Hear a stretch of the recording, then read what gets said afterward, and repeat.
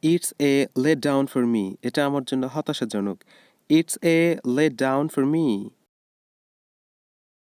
I will be at the sharp end. যা কিছু ঘটে আমি আটকে যাব. I will be at the sharp end. I repent what I have done. যা করেছি তার জন্য আমি অনুশোচনা করছি. I repent what I have done. I have grit in my eyes. আমার চোখে বালো গেছে. I have grit in my eyes. I have a wonderful experience. চমৎকার একটা অভিজ্ঞতা হয়েছে. I had a wonderful experience. I gotta go home now. আমাকে বাড়ি যেতে হবে এখন. I gotta go home now. I feel the same way. আমিও এইরকম ভাবি. I feel the same way.